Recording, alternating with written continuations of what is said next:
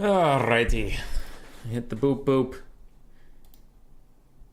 Hit the shoop shoop. Alright. Sounds fine. How is everybody? Gonna give it just a second here for people to filter in if they feel like it. And I am going to check on some things quick.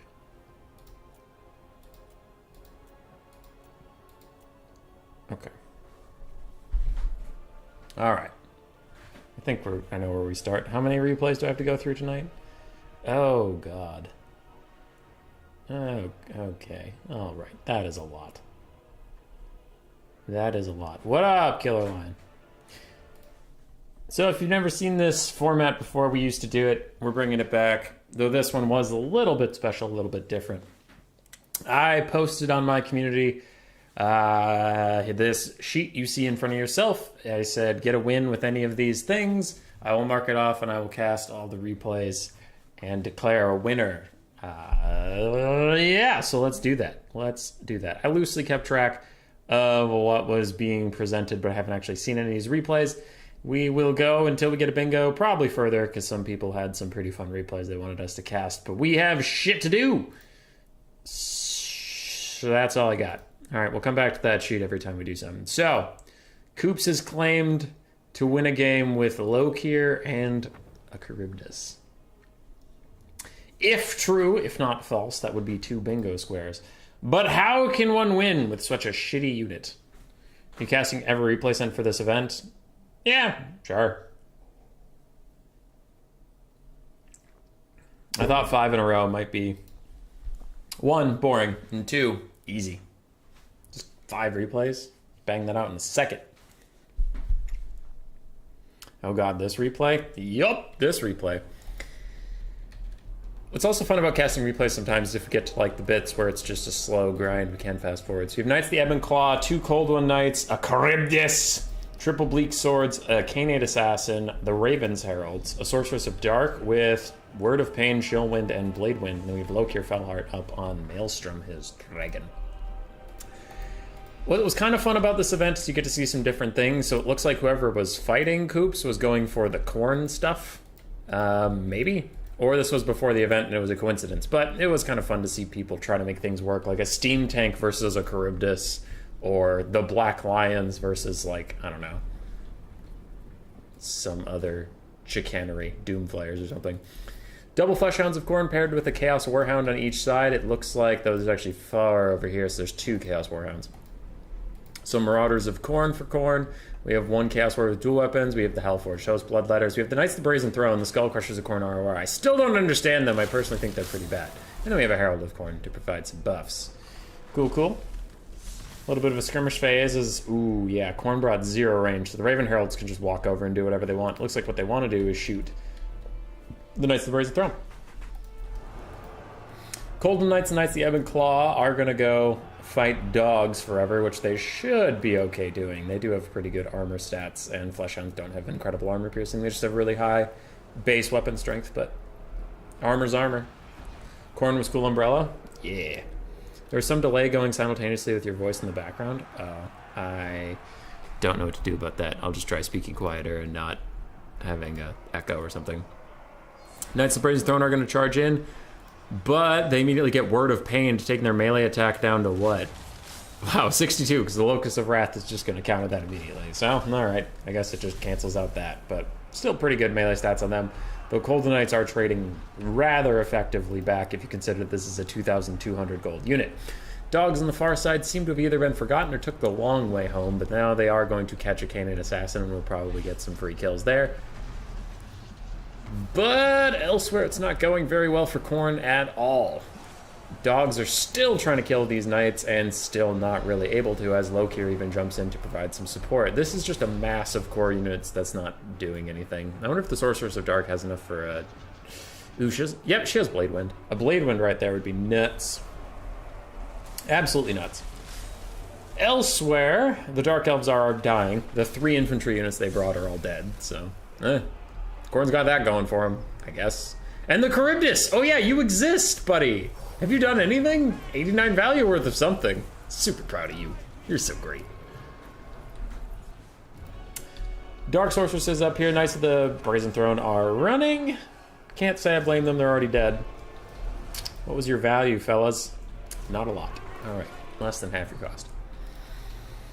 Raven's Heralds is still firing for free. This does show why before the DLC, Khorne did struggle a lot. He still struggles sometimes. He needs ranged units. You need your Marauder Horsemen throwing axes. Without them, you are just completely susceptible to air cheese. Lokir gets a quick breath attack down. Surprisingly, doesn't hit his own units despite the angle of attack there.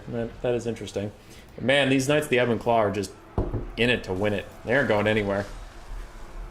Big fans of them. Bounce power is still even, which considering it's Khorne and they permanently have a bounce power disadvantage actually means they're probably quote-unquote favorite at this point. But Lokir is going to change all that, sniping out the Herald of Khorne rather effectively, just diving straight in with Dreaded Duelist, giving him 85-80 melee stats when on a dragon, which is kind of nuts. Go, you go. You're doing great. Charybdis is still in here fighting, though his leadership reduction aura won't help that much versus units that can't break or terror out or anything like that. Raven's Heralds are almost out of ammunition. And the Dark Elves are almost out of space, actually. They're down to 65 models, which includes the Raven's Heralds. So Lokir and the Charybdis might end up fighting back-to-back, which is not what they want at all. Knights of the Brazen Throne are back for the second time. If they break one more time, they will shatter. Knights of the Ebb and Claw are desperately fighting. I haven't seen a Blade Wind out of this person, and I would like it, though Chill Wind spam is also fine, I guess. Another good breath attack from Koops. The Raven's Herald are diving onto the Knights of the Brazen Throne, who are not breaking now that they're in melee combat. They got a little bit of a buff from charging something aggressively. Ooh, no. Oh, no. And the Blob of Khorne is returning to go get him. Lokir is trying to snipe out the Herald, and Charybdis just got lost in the sauce a little bit, but he has gotten 500 value, so I think he's the real MVP here. Knights of the Brazen Throne still desperately trying to take out the Raven's Herald, plus Fleshhounds smacking him down, but the bounce power goes further into not Khorne's favor, the Dark Elf's favor. Chaos Warhound's nipping the Sorceress. Lokir is going to go over and try and help her. Charybdis is still fighting some Charybdis things. And bounce power goes towards the Dark Elves even more, even though Khorne's actually coming back in this. Raven's Heralds are going to rout off, run away. More fucking Chill Winds are cast. Charybdis is currently surrounded. His leadership is dipping a little bit, but Khorne is breaking, running.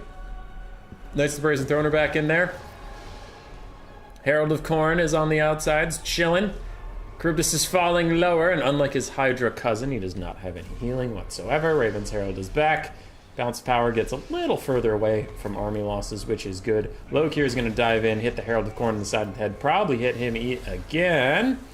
Though his leadership does tank, so he now starts to crumble a little bit. And if he gets close to the Charybdis, he's actually going to get the minus leadership aura. Charybdis is routing. Raven's Heralds are back, and as soon as the Herald of Khorne dies, we'll probably get hit with army losses, honestly, because these guys are going to start crumbling, and without their buffs and debuffs, it's going to get pretty bad. Hellforged Host is still fighting. Good for them. But they're really the only thing. We see Khorne is just in mass exodus. And army losses is getting closer. And closer. And gone. You fucking did it, Lokir. And the Charybdis, of course. Of course the Charybdis did great. 2,000 value on Lokir. 600 on the Charybdis. Still probably a really bad unit. Sorceress of Dark did fine. Golden Knights, mixed. The Reaper. The Raven's Heralds did great. Because they were completely uncontested and got to use all their ammo on whoever they wanted. Knights of Brazen Throne ended up about 1,000 gold short of their value. Hellforged Host did great. The Fleshhounds of Khorne actually did really well. So did the Chaos Warhounds. Jesus Christ. Marauders didn't as much. But that was Koops. Oh, God. There's a lot of replays here. There you are. Koops, Lokir, and Charisma. Charybdis. Harambe. And this one just says Aranessa. I forget who it's from. And I'm very sorry. I will look that up real quick. Replays for hummus. While it loads. Aranessa is from The Gentle Rat. The Gentle Rat. Alright, let's do some crossies. So what did we get? Coops. Perfect. And then what else did Coops give us? Charybdis? Or was that? Coops. Perfect. Boom. 2 squares done. 1 replay. Easy clap. That's mine. Hey, Gentle Rat. How you doing? H. Crocs for replay, please. It's in there. It's in there, Dung. Jung? I don't want to screw up your name. Pretty sure you're clear. All right. I don't know who the Gentle Rat was fighting, but they are also clearly participating in the event because we have the motherfucking Steam Tank and Karl Franz. Karl Franz was on the sheet as well. Double Huntsman, Steam Tank, Franz. It looks like we have a front line of Empire Spearmen, an extra Crossbowman, 1 cannon, the Silver Bullets, another basic Archer, Jade Wizard with Regrowth and Earthblood for Franz, some Swordsmen, and an Empire Knight. On the other side for Aranessa's team, Scurvy Dogs, some Depth Guard, Aranessa herself on her crab, Vampire Fleet Captain of Vampires, Zombie Deckhands, some with pointy sticks, some without, a couple Bombers, and more zombies with pointy sticks with 2 mortars, and then the Lamprey's Revenge in the distance. It was me and Incarnation playing some matches. I see. I wish the best for the Steam Tank. I think I know how this replay ends if you're the one who sent it in, but I wish the Steam Tank well. It is doing okay into the mortars. It and the cannon have reduced them a little bit, and already Karl Franz is going to get aggressive, start that crumbling, that sweet, sweet crumbling that we all know is definitely very powerful.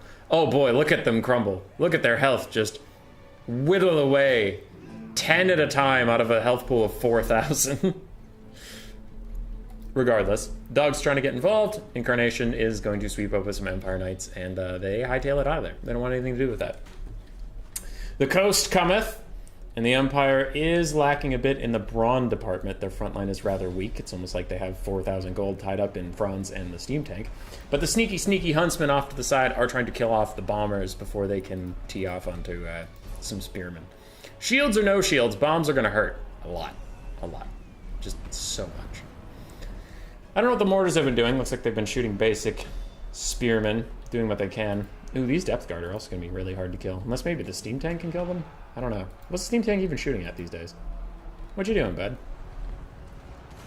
Ooh, shooting at the Depth Guard. And a side shot? Fire. Fire. Fire. Coward. Depth Guard hit the Spearman. It will be a little harder for the Steam Tank to get its value now. And Lamprey's Revenge are moving in, getting shot by a cannon. And if they get near to those silver bullets, they will also have an extremely bad time. Steam Tank's still thinking about it. He really wants to shoot. He just can't right now. He can't perform under pressure. Not with people watching. Aranessa gets dove on by Franz, and she's not having a good time. Does she have her net? Yeah, she does.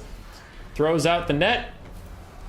And a quick pistol summon to shoot the netted Franz, as he is still working on Aranessa, and she's like, you know what? Never mind. This is not for me. I'm out. Not my problem. As more Depth Guard charge onto Franz. Ooh, the Jade Wizard doesn't have Dwellers Below. That would be pretty sick. Hitting 2 different Depth Guard right now would be pretty nice. Dogs have gotten onto the back line, as it looks like Incarnation's Empire Knights have sprinted off into Narnia chasing the other dogs. Meanwhile, sneaky little play here from him, though. Just moving up his Huntsman to take out both mortars at once. I like that. That's going to be a high-value Huntsman. Meanwhile, this Steam Tank is still out here trying his goddamn best. Have you done anything? 400 value. It's not a lot, but it's some. Empire's actually up on the balance of power, which I find completely insane, but okay. Empire Knights streaming in. They don't really fear anything back here. Even if they get stuck in the pole arms, they can just walk away. And the Huntsmen are giving him some support, but I wonder if the Gentle Rat is just gonna run straight forward. Holy shit, he is! He runs away from the Empire Knights to attack the Huntsmen. Look at him go! That is really great. That's my favorite thing. Great cannons are pushed off of their mounts, and they are trying to run away from Depth Guard. It is a flee in vain, though. They will not make it anywhere. Steam Tank's still firing into the unwashed masses, hoping to do some significant damage of some kind somewhere. And Scurvy Dog's going to eat these Huntsmen alive. Human Boy channeling his inner Dav on Crumbling. Dude, Crumbling is just a complete joke. It's a complete joke. It does so little compared to Demonic Crumbling, which... I don't know if everything should be the demonic level of crumbling. That would be a little silly in my opinion, but it needs to be more than whatever the fuck this is. Like, look at that.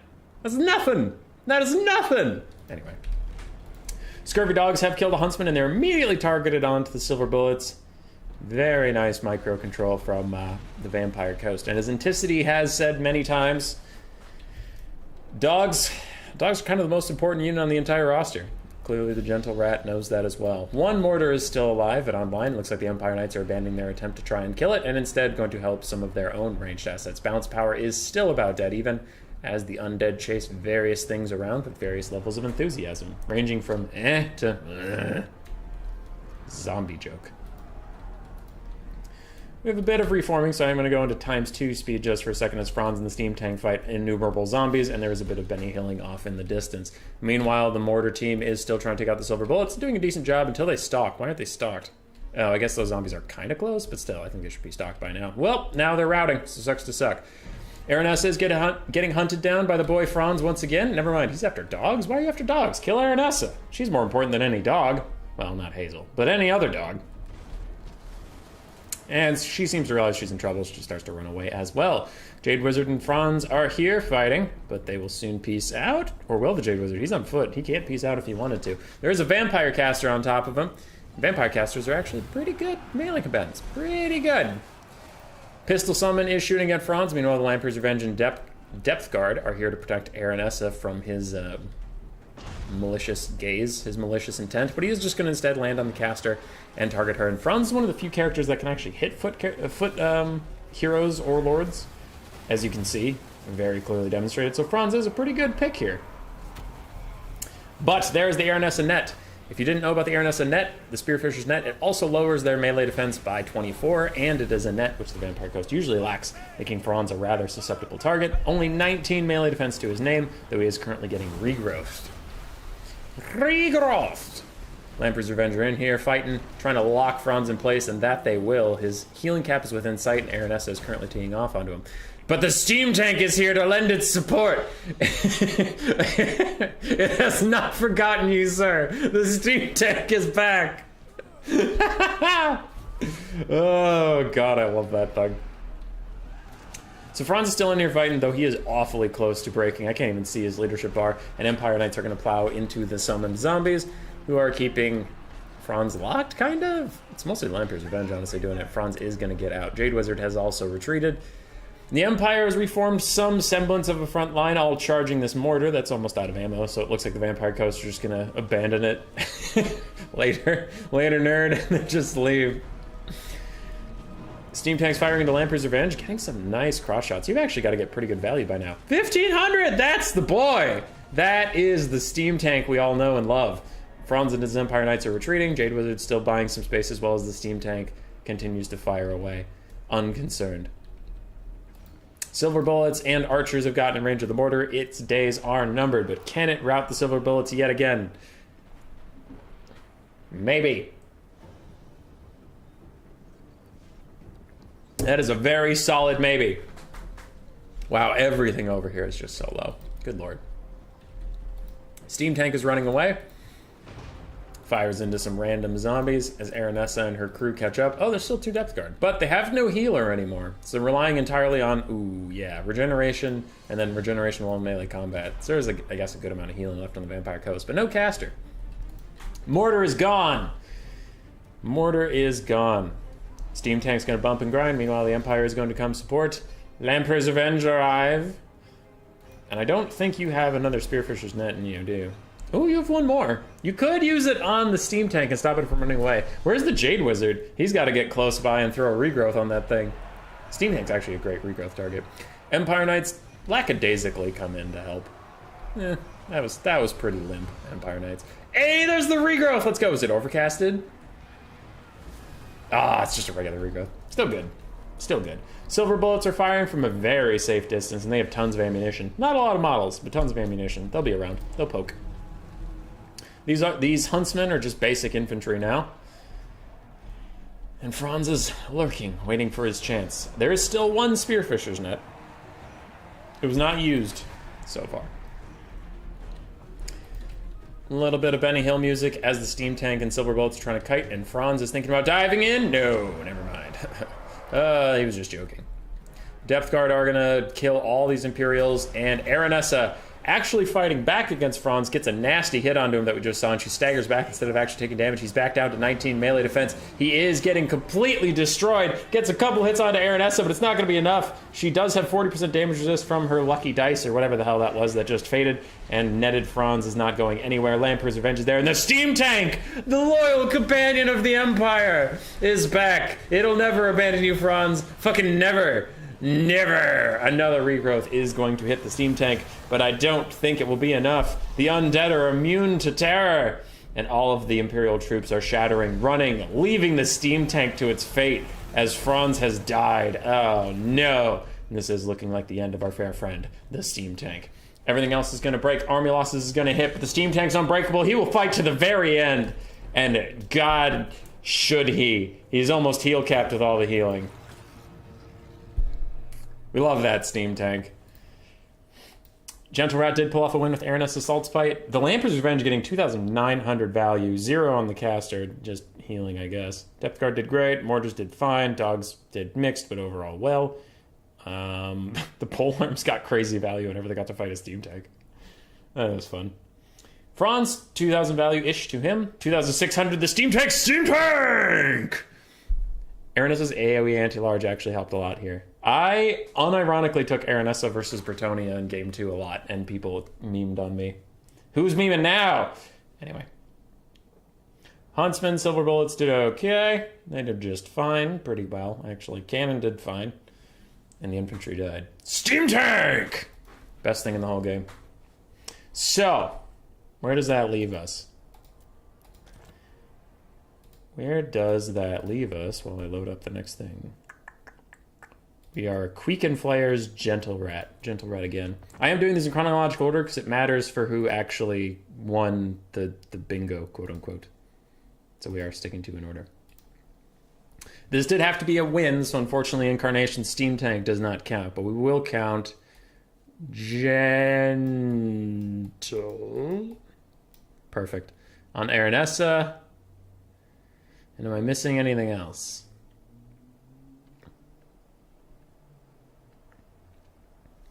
No, though it was a good try by Incarnation. Alright, we're back. We are back. The Gentle Rat on the rats. We have Queek! My boy, Queek Headtaker! I mean, he's trash, but he's still my boy. People really seem to like this event, because I'm shocked how many people just went gung-ho on trying to get these replays up. Anyway, we have Council Guards, some Eshin Triads, Clan Rats, Skaven Slaves, 2 Globes, 1 Rattling Gun, a Plague Priest with 1 Summon and the Pestilent Breath, 4 Rat Ogres, and we have the Dwarf Thing Menace, Doom Flayers, versus Khorne. Okay. You have Valkia the Bloody. So it looks like Incarnation, or whoever you were fighting this time, was just going for the straight-up Khorne win at all. No gimmick, just please God, Khorne win. 4 Marauder Horsemen with throwing axes. We have a couple Chaos Warhounds of Khorne. It looks like we have a Chaos Chariot. Double Skull Cannons. Marauders, Marauders, Marauders, and Marauders. And like I said, Valkia earlier. Okay. Double Skull Cannon Kite. I'm down for it. Dun, dun, dun, dun, dun. Dun, dun, dun, dun, dun, dun, dun, dun, dun, dun. Oh no. Oh no. The attack orders seem to have gotten fucked up for the Gentle Rat when he said turn around, and now he is forming into a giant blob. Imagine if this faction had magic like Pit of Shades or Dwellers Below. That would be an entire rat army dead. Thankfully, it's just Khorne. Just silly, innocent, shitty Khorne. Flame Cannon. They're hitting Rat Ogres in the face and they're doing no damage. God, you suck. You're almost out of ammo. You have 100 value. You got 1 value off that shot. You got 1 value. God, I hate skull cannons. Why does everything Khorne have suck? Why? Why does it suck so bad? Okay, that one is 500. I think it's been shooting Queek. Jesus Christ. You love how Khorne winning is its own goal? Well, both these guys are almost out of ammunition and they've done nothing. 284, 527, and now they pretty much, yeah, they do. They're fully out of ammo. They have to commit to a melee fight to get any ammo back. Which, yeah, they can get ammo back, but we're 3 minutes into this game. They're a terrible artillery piece. They're so bad. Gentle Rat is repositioning, trying to find somewhere to fight, and Rattling Guns are going to quick fire at some Harpies, Furies, and get a little bit of damage value. Meanwhile, Chaos Chariots try and get a charge at the Clan Rats, but then they're going to say, never mind, and fuck off. Poison Globes doing a bunch of damage to Marauder Horsemen, and Rattling Guns teeing off onto more Chaos Furies. But did I mention that Rattling Guns have been performing very poorly in Game 3? Do you wonder why I keep saying that? It might be because they're firing full...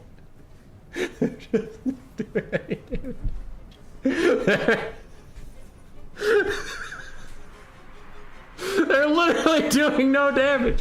Why are you shooting at the ground? You stupid idiots. Why are you shooting at the ground? Oh my god. Alright. Furies are going to dive in on the Rattling Guns that really tried to do something, but just, like, didn't. And now the Khorne army is at last going in with its full surround. We do have some globes still flying out. Queek's looking for a home. Queek just wants to have a good time, and Rat Ogres are piling in. And the blob fight has begun, sort of. As Rattling Guns try to get out of here, Skaven slaves just sacrifice themselves to the great horned rat, and Rat Ogres try to keep these skull cannons in the fight. Meanwhile, Furies are diving onto the Poison Globes, and Khorne's Furies actually do pretty good damage, so one of the globes will actually rout from that dive. Meanwhile, the Dwarf Thing Menace is fighting a different Chaos Chariot, so it's chariotal combat. Hooray! Meanwhile, Flaming Throwing Axes are ripping Rat Ogres to pieces, and it actually is looking a little scary for the Skaven. But we do have Queek in here, fighting some Skull Cannons, doing his absolute best, because he has incredible armor-piercing values, and these Skull Cannons of Khorne actually have a tiny, tiny health pool. So yeah, Queek is dunking on him. Easy clap. Plague Priest gets attacked by the lady, but she has Demon Shield on, so she literally can't take damage, even if you did focus fire her with anything. Skaven are up on the balance of power. I would have to agree, they repulsed Khorne's advances at every step. One of the Skull Cannons disintegrates away because crumbling doesn't matter, but that sure does. The other one's just dead entirely, so those Skull Cannons did Skull Cannon things and just, they died. They did the big death. Marauder Horsemen Throwing Axes are charging in, trying to rout off some stuff, but Count's Guard are unbreakable. Meanwhile, Skaven nuke their entire force because, fuck them. They ain't me. They can take some globes. Skaven are quite far ahead on the balance of power. Valky is doing her best to fight, but she's currently surrounded by Rat Ogres, reenacting her launch-release trailer thing where she just gets the shit kicked out of her by a bunch of random Marauders. Now it's Rat Ogres, but you get the point. I don't know how this is supposed to make you want to buy her DLC, but sure. Sure. You know what make our champion look really cool? She just got the shit kicked out of her by a bunch of Chaos guys for like the whole trailer. Anyway. Queek's chilling. He's vibing. He's fighting Marauders of Khorne. He's not even trying to go after Valkia. He's like, she'll get over here. She'll figure it out. I do want to see Valkia dive Queek. I just want to see who would win. Is she infantry sized? Ooh, she's infantry sized. He would get all of his bonuses. The Sword of Khorne! Ow. Actually killed a lot of Council Guard. That was not nice. That was a not nice thing you just did. Valkia's crazy scimitar thingy is going to rip through some Eshin Triads and the Council Guard again, but will Valkia really flee from Queek, who's just trying to get past a Rat Ogre? Look at him! He's scrambling, he just wants to find a friend, and Valkia's looking awful friendly, but the rest of the Khorne army is running. Soon army losses will come for Valkia. There's not much time. You need to duel the boy. You need to duel the boy! Get in there. Get in there, you coward. Quick, before army losses hits, please. Please. I just want to see him do good. No. No. She's trying to fight some Poison Gloves. Queek's coming! Valkia, just fight him! Fight him like a man! Do it! Do it! No! Trophy Heads hits her. She has 40-15 for melee stats, which for Valkia is pretty low. Queek is here. If he lands one blow, which he just did, we're probably going to go into army losses territory. I was wrong. Apparently it's going to take two. It Takes Two is a pretty fun co-op game that is available now on the Xbox One, Gold, Game Pass, etc., etc. Khorne army losses. And Khorne at all has as hard of a time winning as Skaven with Queek and the Doom Players. Human Boy, why'd you make it just Khorne winning at all as its own challenge? Well, because it is a fucking challenge. Those goddamn Rattling Guns. Oh, they can't hit anything. Oh, they are bad. Alright, Rat Ogres did fine. Globes did great. They did good stuff. I mean, they were throwing most of the game, and one of them just overpaid for itself, and the other one got some pretty good value, but I still think globes are fine. If they got a nerf, I wouldn't be shocked, but I don't think they need one. For Khorne, Skirmish Cav did alright. Everything else didn't do much of anything before it died. Skull Cannons, combined, almost... They got exactly 1,000 value combined, which they are both worth more than that. So rip. Gentle Rat claims another head. Cool Umbrella versus Rocket. It's Khorne. It's Khorne. Does he win this one? Let's find out. I love how 2 of those games were versus Khorne. Yeah. Oops. I wanted that one, not the left screen. So Gentle Rat. Where is Queek? Gentle. Perfect. Just perfect. And then Doom Flares. Gentle. Done.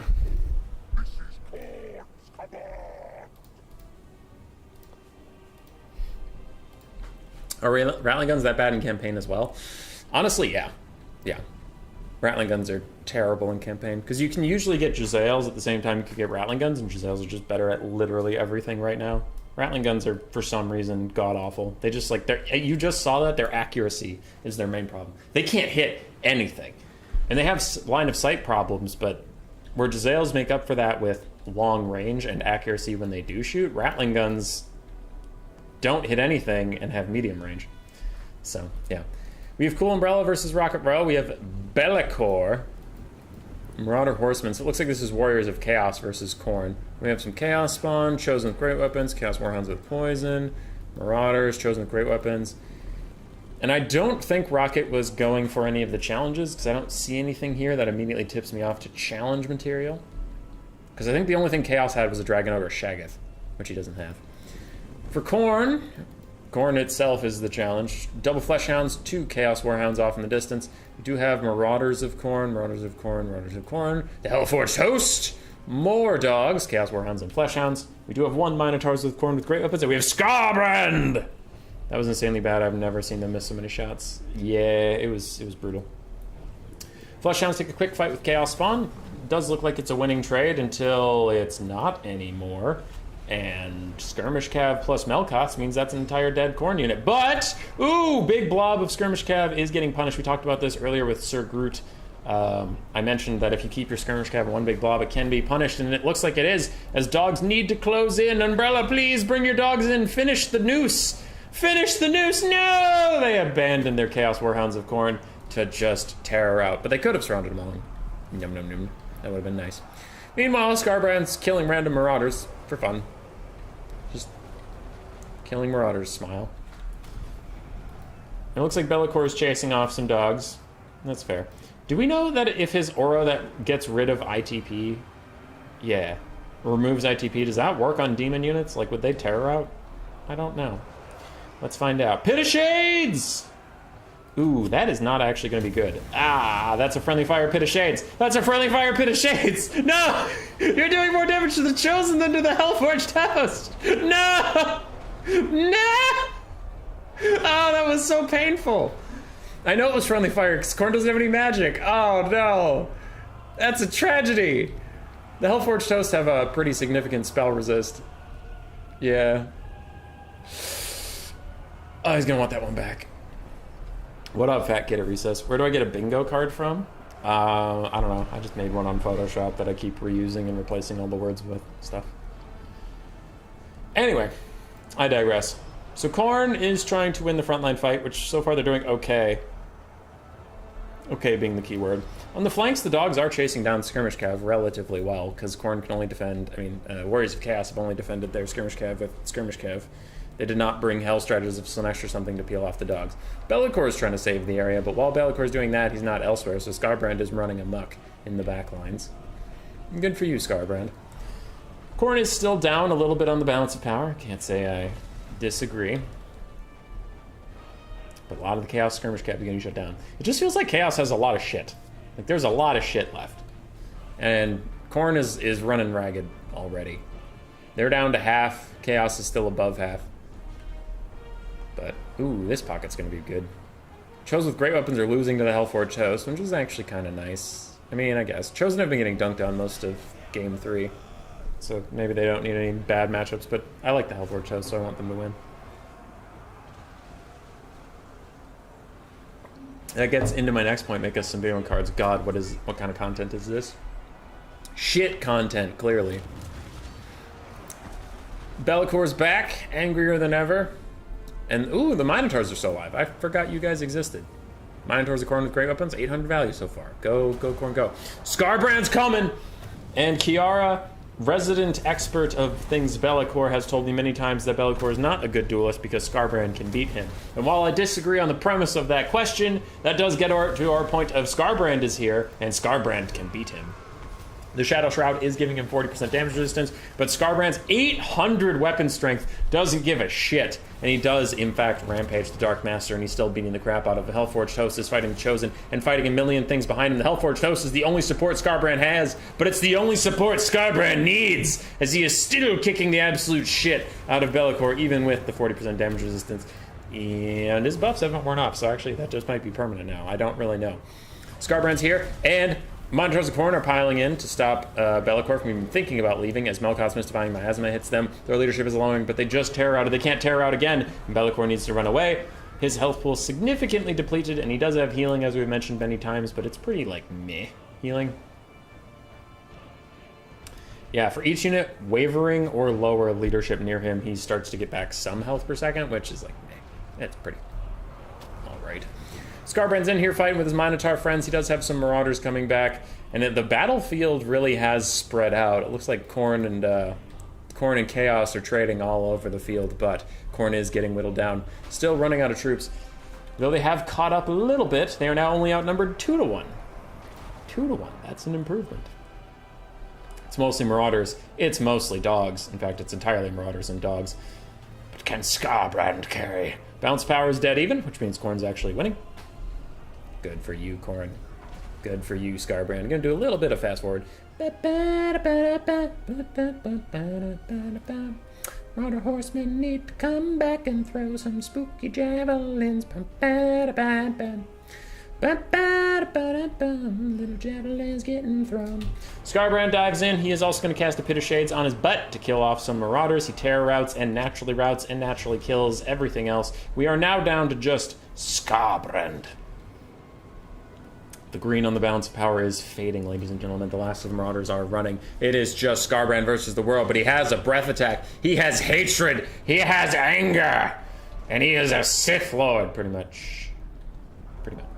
I would not be shocked if the next Star Wars movie was just Scarbrand. But it would be Scarbrand Skywalker, because God forbid, in a movie series about space and about the entire universe, that people without the name Skywalker might matter. What's your name? Lucas? Not gonna happen. Lucas Skywalker? Get in the ship. Anyway, I digress. Scarbrand's stuck fighting some Marauders. There's some Chosen coming at him, but they're so low that even Chosen's leadership is going to falter and die. Minotaurs have shattered. Chaos is turning back towards Scarbrand. Marauders have also shattered. Everybody's turning back towards Scarbrand. It is 1 versus 233. But this is Scarbrand. He causes everybody around him to rampage. They can no longer cycle charge him. And none of the horsemen even have any ammunition anymore. Be'lakor is still running after... Oh, he's running after routing units to heal off of them. It's still not that much healing. I would prefer he be cycle charging in here, but maybe he's worried about raging out. That's a valid concern. Alright, you win this one, Be'lakor. Scarbrand shatters something, and he's killing some other stuff. A little bit of Be'lakor charges in, lands on Scarbrand's head. Scarbrand's still teeing off on some people. He's killed about 50 guys since he was left all alone. And he's swinging. Be'lakor's Shadow Shroud popped. The Dark Master has popped onto Be'lakor, onto Scarbrand, giving him only 59 melee attack, and he gets a rear charge onto Be'lakor. Bounce power still pretty heavily against Khorne, but we have Marauders, we have Chaos Warhounds, more Marauders. Everything is surrounding poor Scarbrand, but it can't do any damage to him. He's too big. He's too powerful. 50 melee defense and 90 armor is pretty good. Melkoth's Mystifying Miasma is cast onto him. It's not going to do that much damage. He has spell resist, ton of health, and it's not an amazing single target spell. Things continue to tear out whenever they are in his presence. He will fight, he will fight, he will kill, he will slaughter. More fighting, more killing, more slaughter. Be'lakor's back in. Cycle charging real quick as everything else breaks. It is now or never, Be'lakor. You got to kick his ass. Kick his ass. Another Melkoth is cast. When Skarbrand turns around, trades 1 for 1. It's 1.1 thousand weapon strength versus a paltry 400. Oh my god, you are fucked, my friend. You are completely fucked. Skarbrand's facing the wrong way and he's still winning this fight. He's facing the wrong way and he's still winning this fight. Hit him once, Be'lakor. Skarbrand. There you go. Hit him another time. Show him who the real boss is. Oh, he does the best animation. I love the axe throw. I love the axe throw. Let's fucking go. Skarbrand, the solo carry. 5,000 value.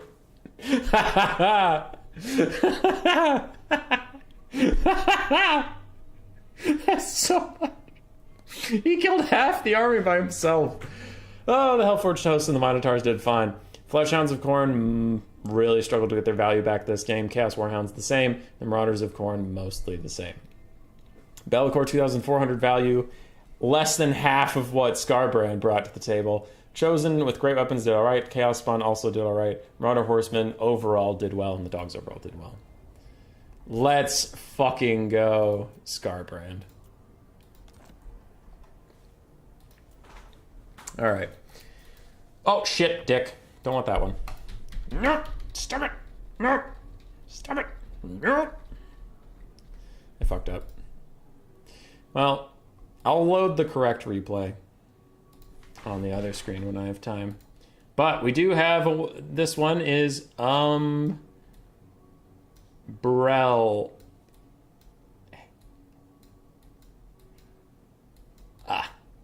Perfect. Umbrella takes out that one. It looks like the left column is going to be our bingo because it's rocketing along. We're not there yet. This wasn't even a bingo replay. This was a different thing. This was like a whole thing. I wanted Franz Tunklion Scroot. And Scroot was apparently going for the most in one game award possible. Because he got Karl Franz, the Black Lions, and a steam tank if he manages to win this game. Versus Norsca, who I don't know if they were trying to do it. Yeah, I think the only Norscan thing is the Frostworm, which they didn't bring. Nice to see somebody give Be'lakor's entire army the middle finger. Man, the irony. Yeah.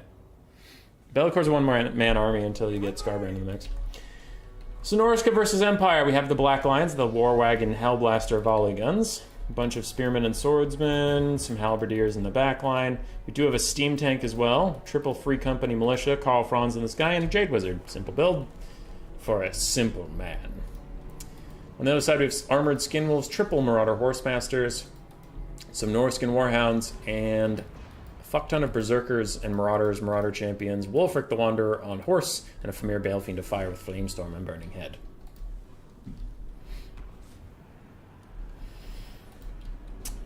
The Black Lions are moving somewhere a little bit more favorable to them. Apparently they didn't want to shoot at Skirmish Cab all day, which I can get it. But, ooh, these Free Company militia are dead. Those are some of the deadest boys I have ever seen in my entire life. Black Lions have attack orders onto the front line, and somehow they were obstructed, even though they were firing. I don't understand that one, but they are gunning down Marauder Champions like there's nobody's business. And a quick Burning Head is going to tickle some swordsmen, but the other ones will dodge. Nice dodge there by Scroot. I don't know who his opponent is, so I'm going to call him Jeffrey. Jeffrey is currently getting shot a lot, and Jeffrey is not enjoying it one bit. The Steam Tank and the Black Lions have taken out about half off of a Berserker and a Marauder Champion. That's pretty good, and Franz will dive down onto some dogs and peel them off, which I don't know what they were going to fight. This is kind of a sneaky Empire build, though, because all of your ranged assets are actually half melee. Free Company Militia, Black Lions, Steam Tank. They'll be okay if they get attacked. Franz dives onto the Famir Balefiend, and he will do great damage to him. His anti-large does apply, because the Famir friend is, in fact, a large combatant. But Franz is back in the sky. I wonder where he's going now. He might be trying to save his Steam Tank. Free Company Militia and Swordsmen are rushing to save it? No, they're just running away. They're abandoning the steam tank to its fate, which, like, alright, cool, dude. Dwellers Below is going to be massive. That is going to catch 5 units? 4. Okay, I guess the Premier Balefiend doesn't really get caught by Dwellers Below, but that is a 4-man Dwellers Below. Gigantic value onto that one. Free Company Militia are firing in from the side. Steam Tank is shooting as it runs away, and a Flamestorm is even cast by the Premier Balefiend. And it is currently chasing the Empire troops, but I'm just waiting for it to arc back into the Norskins. Oh, it is teasing it. Oh, it is just waiting to turn around and betray its masters as it always fucking does. Goddamn Flamestorm. But actually, it stays on message. That is a very, very obedient Flamestorm. Oh my goodness. That couldn't have gone better if Norsca wanted it to. Holy crap. All right, good Flamestorm. The Black Lions and the Steam Tank are all aiming at Wulfric, and the Empire has taken the slightest lead on the damage value balance of power up there. I'm worried about these Skirmish Cav not getting super active right now. They're currently fighting Halberdiers, which 30 armor unshielded, fair enough, but you could just charge them and probably break them pretty soon here, and your Javelins are needed elsewhere as Franz is bodying the Famir caster. Wulfric's trying to get over there a little bit closer, but the Black Lions are like, yes, please, isolate yourself from your men. Let us shoot you.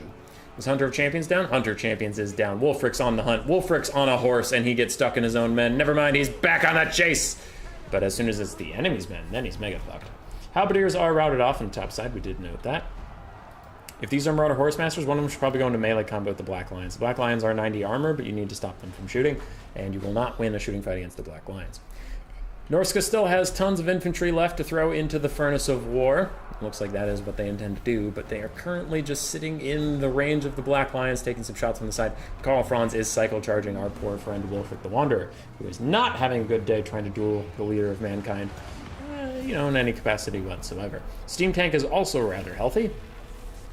And the boat is out. The boat is going to possibly route off 2 units. Once the Spearman goes, the Swordman will probably be shortly behind because he has a leadership debuff from his friends nearby routing, and, you know, getting murdered is not generally good for your well-being.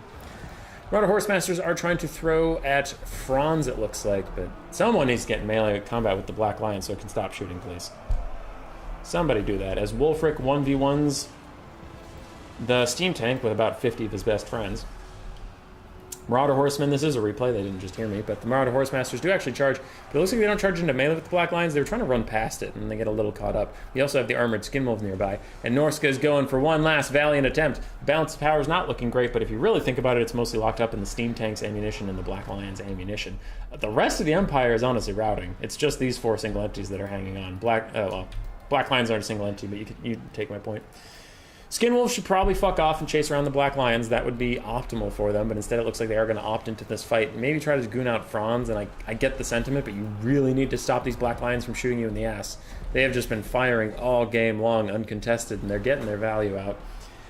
Wulfric on a Steam Tank's fine. That's okay.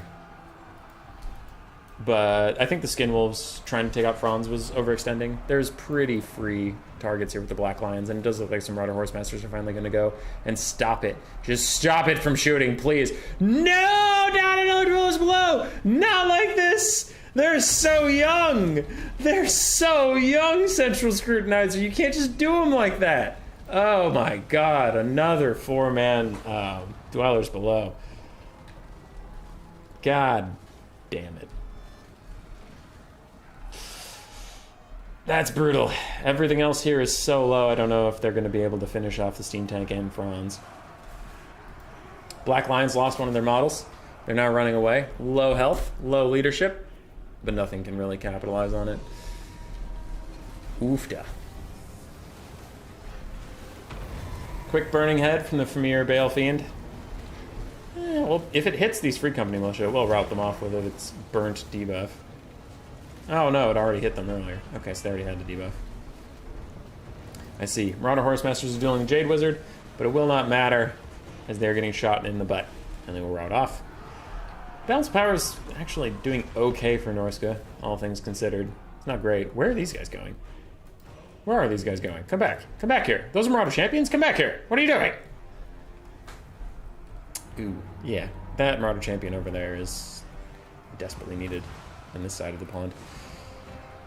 Armored Skinwolves are fighting against the Steam Tank, but they are all clumped up right now, and they could be fighting the Black Lions or the Free Company Militia or something, but it looks like they're trying to help Wolfric with this, which is, it is a noble quest, but they're not getting that much damage done, and they're awful close to terror routing yet again. There they go. Marauder Horsemasters are back, on the chase, on the prowl. The Boat Rick of Boat Wolfric hits some of his own units, and a little bit of the Free Company Militia, routing them off. Under the pressure of Marauder Horsemasters, Marauder Champions are coming back into the fight. Can Norsca rally? Probably. Maybe? Kind of. More dogs, more stuff is terror routing. Wolfric is now chasing down the Jade Wizard. He's had enough of it. He wants no more healing in this game. He's going to try and kill that guy. And there's more healing in this game. God damn it. Franz is here, Steam Tank's here, Wolfric's a little bit surrounded, and the Black Lions are trying to shoot something, anything, but they can't see it. So they will now refocus. And Skinwolves, please attack the goddamn Black Lions. Please. Please attack the Black Lions. Another Burning Head just for the leadership debuff because there's nothing left. He has Flamestorm Burning Head, so there's literally no Empire troops for him to use either on, so he just wanted the debuff on the Black Lions. Wolfric is going to terror out. The guy hunts mammoths with his fucking teeth, but I guess he's afraid of stuff. That makes sense. Skin wolves are coming, but will they attack the Black Lions? Please. Please attack the Black Lions. You could tear them apart so easily. Please. Oof. More healing from the Empire, and oh god, they're going after Franz. No, no. They're gonna tear out again. Not like this! Wolfric takes a nasty punch to the mouth. And that might be the last punch to the mouth he needs before he decides this isn't his fight anymore. Black Lions turn. They're firing at the Skinwolves. The Skinwolves are dying. No! Army losses. Damn you, Black Lions. Why did nobody kill you? Steam Tank actually did alright. Steam Tank, Black Lions did very well. Franzinator did quite well. Those three carried the whole game. And the fucking Jade Wizard. Two just nasty Dwellers Below. 2,500 value. Ugh, gross. Free Company Militia paid for themselves. Okay, that's kind of fun. Swordsmen and Spearmen didn't have a great day. They all died horrifically. Wolfric actually did well. Armored Skinwolf paid for itself exactly, and then said, fuck it, I'm out. Exactly paid for itself and left. Familiar Balfian did great. Marauder Champions struggled a bit. Marauder Horsemasters did excellently. Berserkers also struggled a little bit. And then Marauder Spearmen and Marauders died for the great cause. GG. Franz Tenklion Scroot. This one is just labeled as Empire versus Norsca. It's from Guillaume.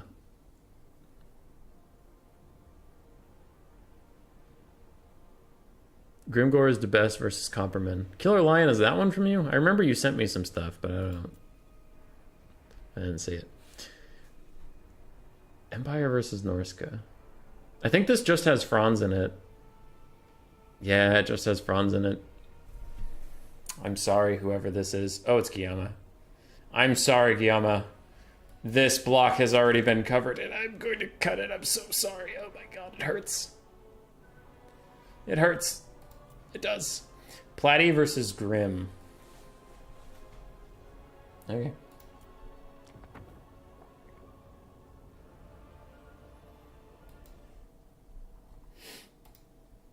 All right.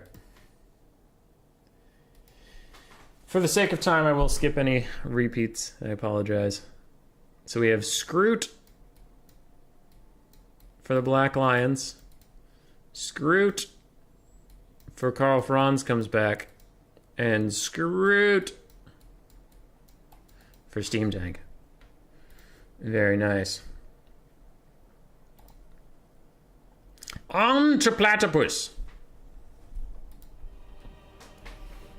Grombendel, Wyvern, and Frostworm, sorry, and Greases. Interesting. I swore those would be earlier on. Anyway. Platypus versus, I don't know who. I don't remember. Grim something. We have Miners, Blasting Charges, Quarrelers, Longbeards, Slayers, Quarrelers, Miners, Blasting Charges, Ungrim, and Gotrek, and then one cannon to force them all in. Okay. It's a lot of Angry Dwarves with Angry Dwarf axes. On the other side, Tuskor Chariots, double Wargore, Malagor, Dark Omen in the sky with Pendulum that has been nerfed, as you can see. We have some Centaurs of Great Opens, Chaos Warhounds, Razor Pigs of Doom, Triple bowmen, some Ungor herds, and more razor pigs of doom. Woo, plus a manticore that's currently landed on the ground so it doesn't get shot. That's nice. The chariots are a-rolling. The Mad Max music is flowing. And will they fight the cannons, or will they just get caught on the cannons? Looks like they're going to get caught on the cannons. Oh no, that is not good. Oh no. They are in very much big danger right now. As the Beastmen pour in, these Ungor Raiders will want to find their way onto some Giant Slayers. Giant Slayers aren't even shielded. Because basic Slayers can be shielded, because I think they like chop the arrows out of the air or some shit like that. But Giant Slayers literally just have 0 armor and no shields of any kind. Tuskar Chariots that did get involved in the fight are currently having a bad day. So that's one nice thing for the Dwarves. As the other Chariots just try and path out of here, realizing they don't want to be around anymore.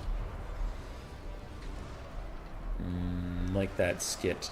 Centaurs are great weapons, fight the Quarrelers, and actually do good damage because of their armor piercing. I didn't really think to use Centaurs as great weapons like that, but they're doing really good work, which a lot of Rush factions struggle against it in the Dwarves, because the Quarrelers do have 80 armor. It's hard to find fast armor piercing units. They will now charge off into the Longbeards after their brief ruckus with the Quarrelers, and these minus blasting charges are unable to fully throw at the Ungor herd. That is a huge loss for them, because this unit is actually dog shit in melee combat. It just wants to throw the blasting charges to get its value out. Tuskar Chariots are fully freed on the back, except for the one that's, dead. But the ones that are still alive are mostly freed. And their Wargore compatriots are also charging with them. We have dogs running through to try and clean up anything the Centaurs weakened a little bit. Malgor Dark Omen in the sky is still doing well, and the Dwarven front line looks close to collapse, as both the miners are doing poorly, and the back line is running around trying to find a fight, but these sneaky beastmen keep running away. Feral Manticore is here. Feral Manticore is landing on the cannon, and again is going to get caught on a cannon model. No, it's pushing past. It's pushing past, kind of. Also, we have Archer shooting the cannon, which is primo. Doing a lot of damage. That's almost a dead Camden. Razorgores are chilling on the side, thinking about where to get involved, where to get stuck in. And Gotrek, honestly, maybe Dog should fight him, because they don't have any armor piercing, and Gotrek doesn't have any armor, so... yeah. Nothing wants to fight Gotrek, but you do need to eventually kill him. Our chariots are back, and I bet they're going to aim for this conclave of 3 arrows. That's probably looking pretty juicy to the Beastmen. Meanwhile, archers are shooting the Giant Slayers. I am very curious about their value. I'm guessing it is high. 500. Yeah, that's pretty good for this early on. Chariots get their attack orders on to the things. I knew it was coming. I knew it. How much charge damage do you do? That's a lot of chariots all next to each other. Okay, not great, but okay. Giant Slayers still getting shot. Ungors are pushing in. Beastmen have taken a lead on the balance of power. This cannon is somehow still online, so that's something. Who dares text me? Okay. Check that later. It's not important. Centaur's great weapons are here, though, and they actually do damage, so one of the Quarrelers is going to rout, another one did rout from the Chariot Charge, and a third one is going to rout because all of his friends are routing, and that's what the cool kids do these days. Wargores are piecing out. They don't really want to fight Gotrek or Ungrim. And Giant Slayers are chasing off some Ungor Raiders. Okay. I mean, they can't just sit there and get shot, but also the Ungor Raiders are fine with chasing, letting some Giant Slayers chase them off the map. Dogs were kept in reserve to chase off any routing units. Very nice play from Platypus.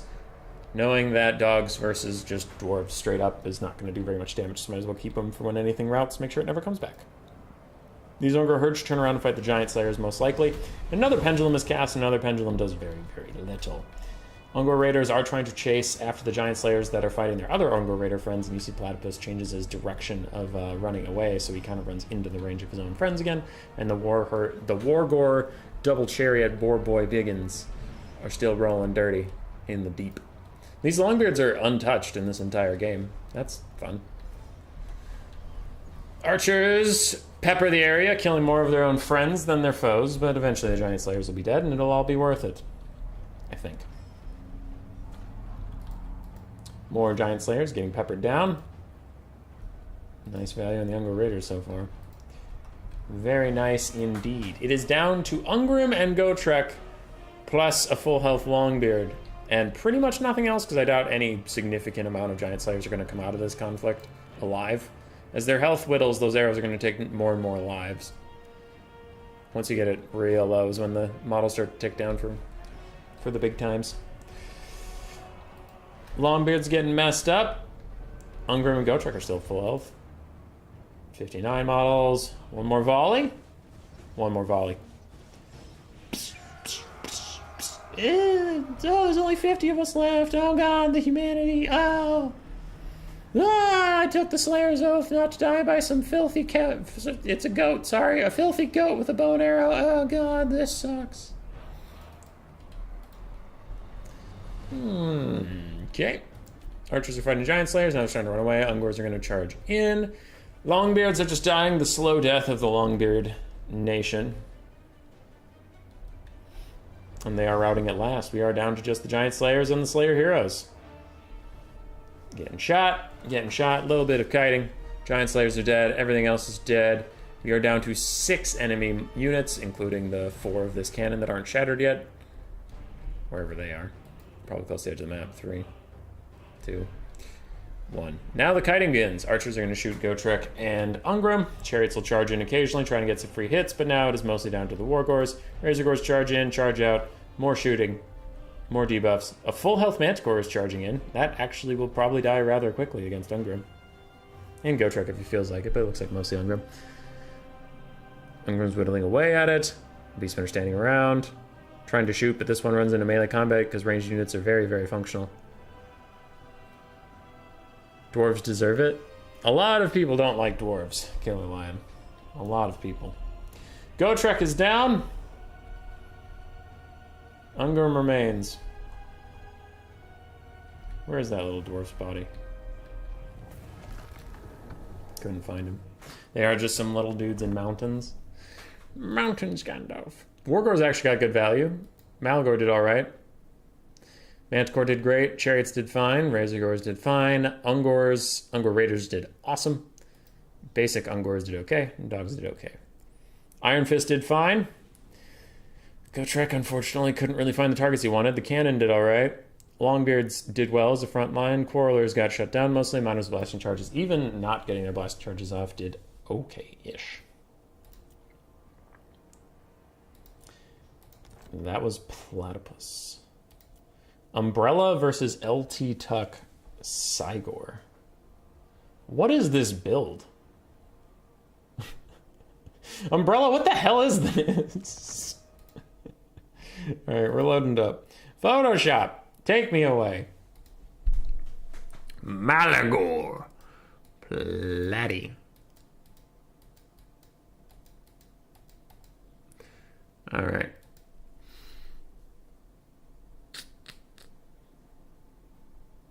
Looks like we're going for Cygor, the center of the field.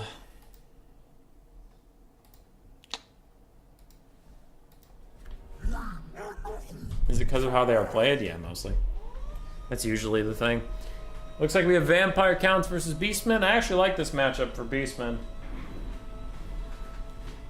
Though I don't know after the Vampire Counts buffs if it's still Beastmen favored, but there is a way I like to play it that did really well.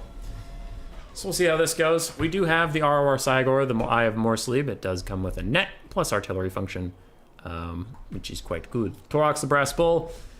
Bloodbrute Behemoth has become very popular as of late. Then we have Pit of Shades, Melkos Mystifying Miasma, a shitload of Chaos Spawn, and barely any infantry with 2 Ungor Raiders.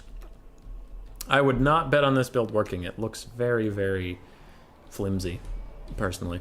On the other side, we have Fellbats, Black Knights, the Red Duke on his Hellsteed thing. Okay, that gives me a little more confidence. Hellsteeds and Pegasus in general are usually pretty bad when they're in melee. Elsif, some stuff like that. Okay, good for you, Red Duke. We have some Crypt Ghouls, some Skeleton Warriors, more Skeleton Warriors, some Graveguard in the very far back, 1 Corpse Cart for healing, more and more Fellbats, lots of them, and we do have a single Blood Knight. Don't like box strat, it seems that most don't. Dowyer base, Dwarves are polarizing faction, yay, the big brute. Yeah. I'm trying to think, there's a lot of infantry in this Vampire Counts army, and they're not going to have a whole lot they can do. Now, they can bump and grind with the best of them, but I do wonder what will take down the Cygor and the Bloodbrute Behemoth. It'll have to be the Red Duke, cycle charging really well with some Blood Knights or something. Yeah.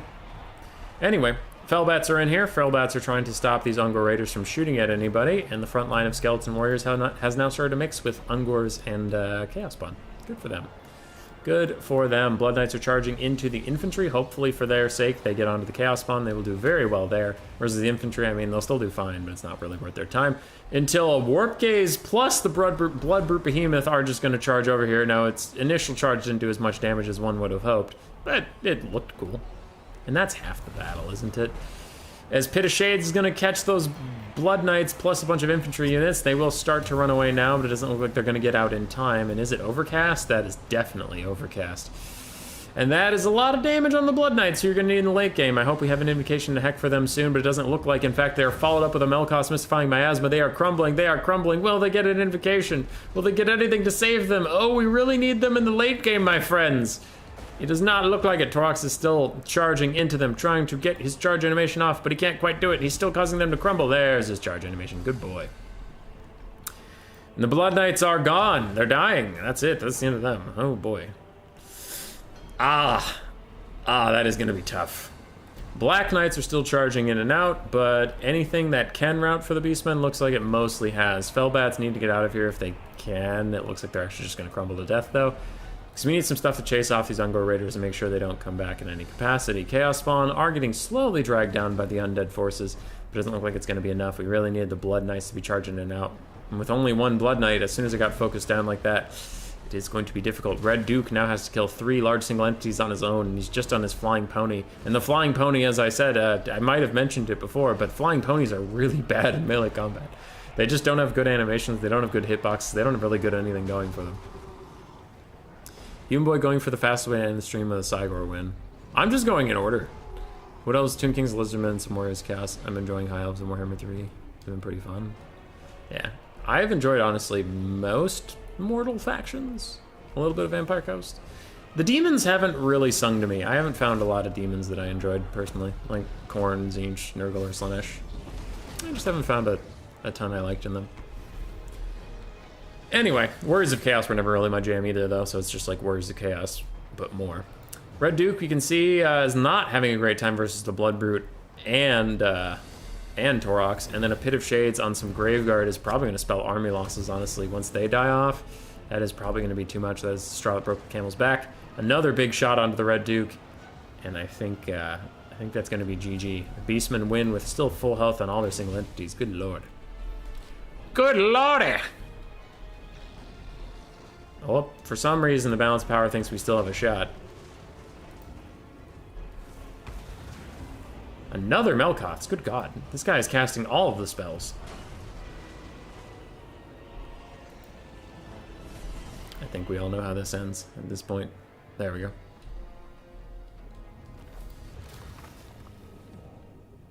Damn. Demons in terms of single player just add to the map, but they're still boring as fuck to play. I don't hate them being in the game, but it doesn't mean I want to play them. Torox and the Blood Brute did great. Cygor got 400 value that whole time. Just checking out skeletons and shit. Pit of Shades caster got about 2,000 value. Very, very nice stuff there. Red Duke, almost 500. Blood Knights, 250-ish. Black Knights got double their Blood Knight cousins because of that Pit of Shades combo. Yeah. Damn. So where are we at? That was Umbrella? Okay. Grimgor is the best. Grimgor's Odd Boys. I don't know who sent this. Because Killer Lion, you said you did Greases. You didn't say you did Grimgor. You said, yeah, you did Grombrundle. Who sent in Grimgor is the best? Oh, it's Umbrella again. Okay. And we're not just doing, you know, like, oh, I just downloaded all of Umbrellas. These are the order they were submitted in. Umbrella. Wait, did I miss this?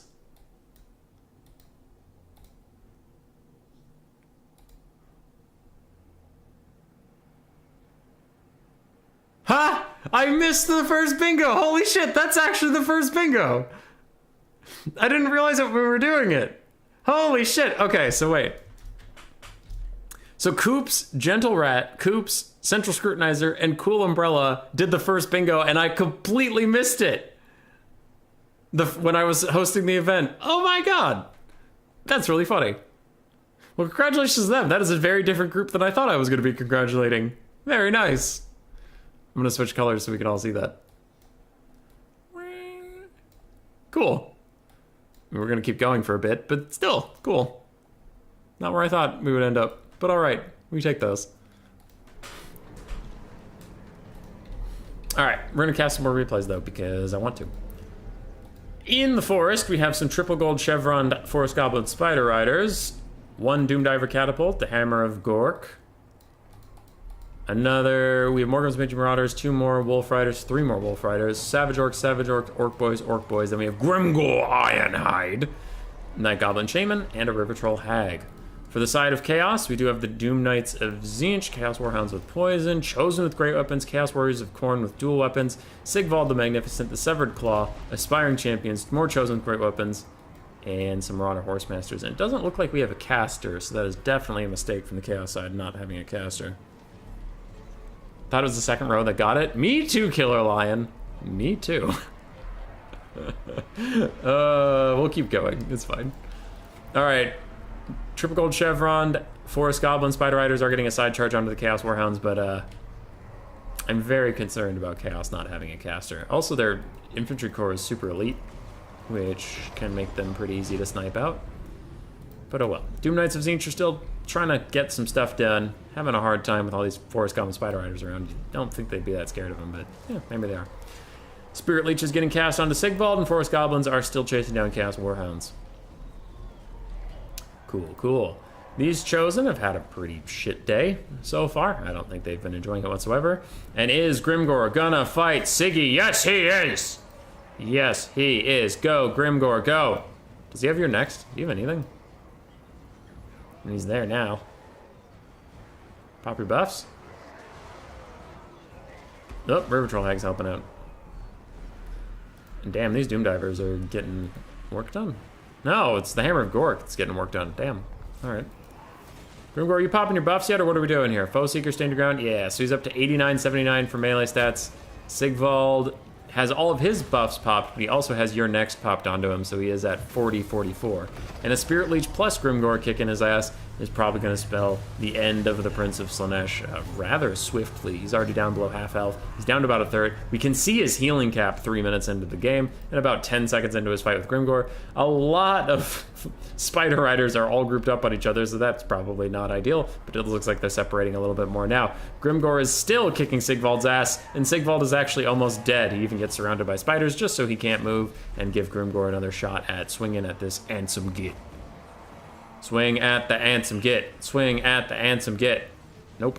Alright, Grimgor is lost. He's lost in the sauce. Oh, swing at the Ansem Git. No. River Troll Hag's in the way. Come on, Grimgay. I think he swung. I don't know. Took some damage somewhere somehow. Sigvald's pretty doomed, I think we can all agree.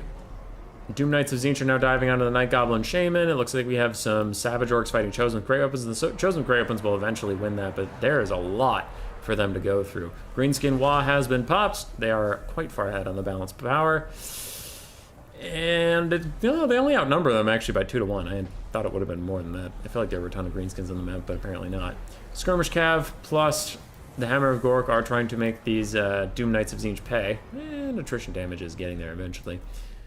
But I think at this point, we are going to have just a slow grind to the death as Grimgor fights literally everybody.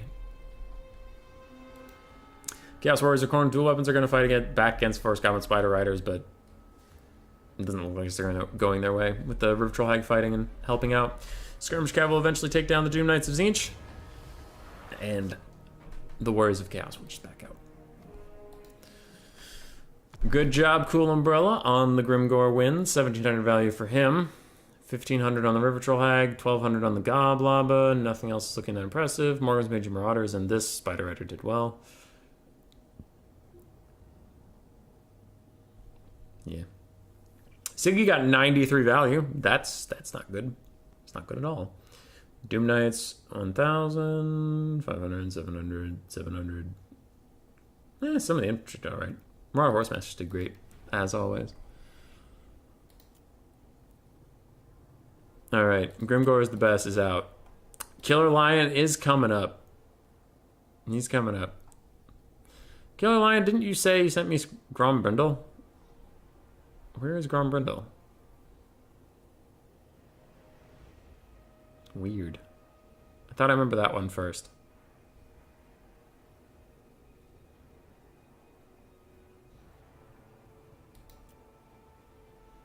Cooler full of coolers, bro, who even are you? Some guy. I don't know. I've been casting Warhammer replays and like tournaments and shit for 1.5 years. I've played in them for about 2.5 years. I showed up on Turin's Faction War a couple times as Skaven. Host a lot of tournaments. Hosted Anticity's Ladder and stuff through a lot of Warhammer 2. Yeah. I don't know. It's a weird question. Because I don't really like to like brag or anything. So I'm around. Killer Lion, I don't know where your Grombrindle replay is. I'll look through our personal messages for it. Meanwhile, while I'm doing that, you cast the game, alright?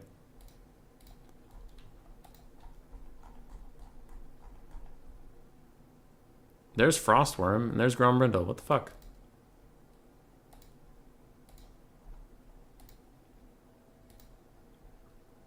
Okay. I found him. Yeah, you sent it pretty early in the event. I agree. I was wondering where the hell they were. What are we doing here? What's looking at? What's going on? We're something. We're doing something somewhere, somehow. So we have War Lions of Krace, Lyran Reavers, Dragon Princes, Silver Helms, more War Lions, Lyran Reavers. We have Spearmen, Silvern Guards, Spearmen, Archers, some Archers. We have an Archmage of Life on an Eagle. And then the Arcane Phoenix. Cool. On the other side, we have the Black Lions, Hellblaster Volley Guns, and Karl Franz. Whoever was doing this, ooh, and a Steam Tank. Yeah, whoever was doing this was going for the sick triple, where you can get 3 bingo squares at once. It seems that they are closing in at a rapid pace. Yeah. You're doing great. You are an excellent caster, my friend. For the Empire, we have a shit ton of Spearmen, Swordsmen. We have the Hellstorm Rocket Battery, a Steam Tank, the Black Lions, 1 Reiksguard, and Karl Franz. The Elves are probably going to overwhelm this tiny force. It is very hard to go for 3 bingo squares at once because the bingo squares were designed to be things that are generally considered not very good. So if you have 3 of them in your army at the same time, bad time.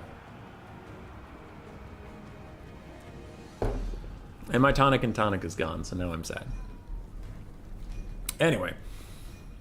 High Elves pushing their mass mobility advantage, and wow, those Black Lions are dead as hell. Oof. Arcane Phoenix and the War Lions of Krace with their armor piercing did make very short work of them. It looks like the Archers are now in range of the Hellstorm Rocket Battery. They will do a number on it as well. Oof. Oof, no. It's not feeling good, Mr. Krabs. Archmage of Life is just hovering nearby ominously. And the Reiksguard do manage to fend off a fight from the Illyrian Reavers, but now the big boys are coming. We have more Illyrian Reavers. Wait, where are the Dragon Princes? Oh, God, they're still way back there. Okay, Dragon Princes and Silver Helms are way, way, way back there. Yeah. Killer Lion, I found them. I'm sorry I lost them. I don't know how that happened. Okay, what is this? War Lions. So this is from Guillaume. This is from Guillaume. I was trying to figure out who this was. All right. Guillaume's War Lions are pushed off by the Reiksguard. Reiksguard have been doing great recently. I really like them a lot. They're just such good cavalry. And supported by Karl Franz's Reichland Runefang. World beaters. Just absolute world beaters. Hellstorm Rocket Battery has shattered. The front line for the Empire is looking that way as well. Steam Tank's still relatively healthy. Franz is very healthy. And the Reiksguard have just done so much work. Holy crap. 1,200 and they're still that healthy. And they have a life caster on their team. They might be MVPs. Franz is trying to take down the Arcane Phoenix, and the Steam Tank goes into melee mode! Fuck yeah! Go, Steam Tank, go! Run them over! And the High Elves are now starting to go into melee with it with their little bows and arrows. It's literally bows and arrows versus a tank. That is literally what's happening. Franz is trying to chase around the Life Mage and try to get this game back into his meaty claws. Another Mr. Krabs reference for you. Reiksguard have always been pretty good into the High Elves. It's my first time hearing about it. And he's going to land directly on the Archmage of Life, getting a good shot onto her. I don't think he has Galmaraz or anything popped, so yeah. He won't do crazy amounts of damage, but he'll do enough. Dragon Princes soaring in from the other realms. Guillaume keeping them in reserve for just this moment. And now Franz is surrounded, and now Franz is getting pokey-poked. Pokey-poked by a bunch of rather blunt sticks, because they don't have armor-piercing or anti-large. But still, it's something. Dwellers below will catch this entire swordsman unit, deleting them 99% off of the map. Arcane Phoenix is still firing in melee combat, cough, with the steam tank doing pretty good damage there, and the silver helms, the shields are just still back here. They don't give a shit. They don't need anybody.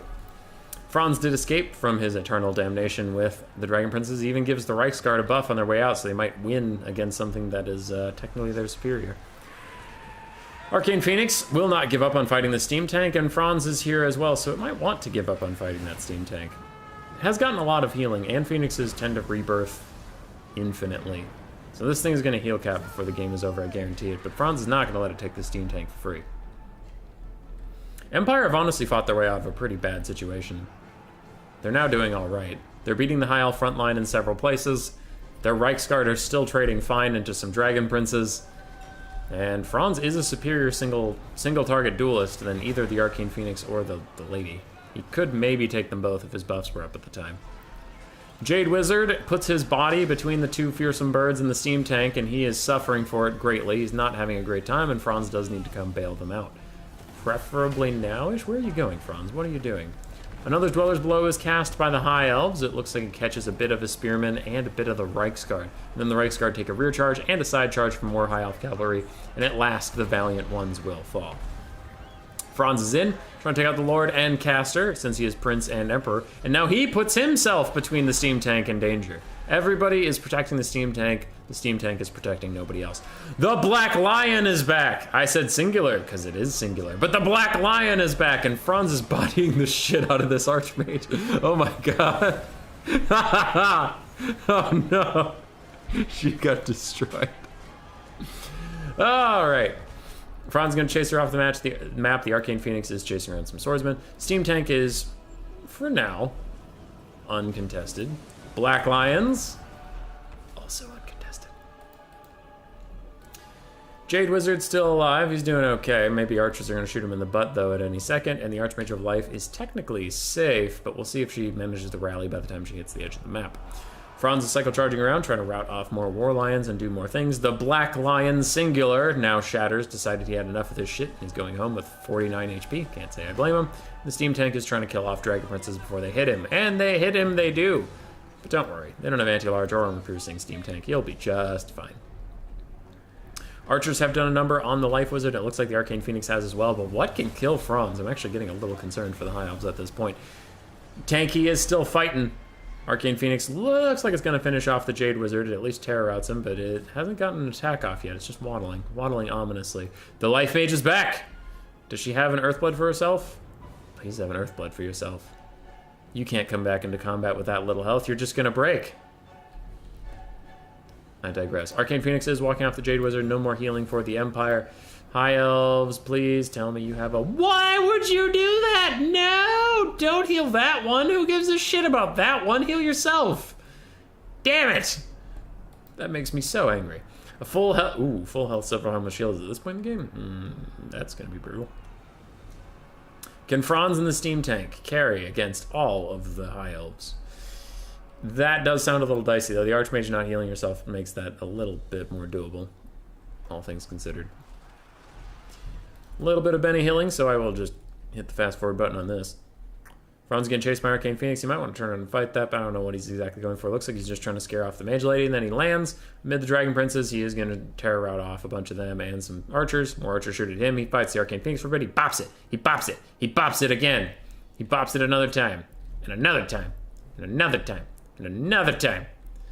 But it can heal. He can't, even without the mage, who is now cowardly running again because the steam tank shot at it and didn't even hit her because she's the exact same health as last time we looked at her. Franz is going to dive in. He is going to nuke down the Arcane Phoenix, and if he had actually gotten it low enough, it would have done an explosion and actually done a bunch of friendly fire, which would have been pretty sweet for him. But it didn't quite happen.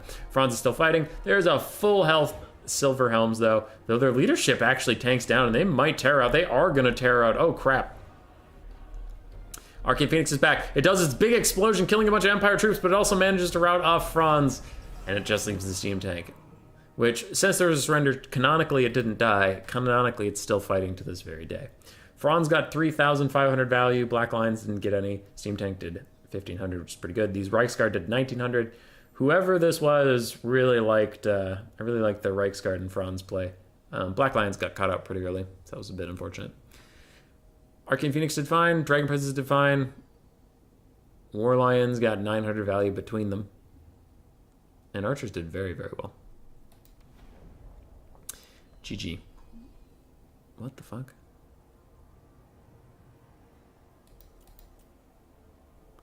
So that was from Guillaume.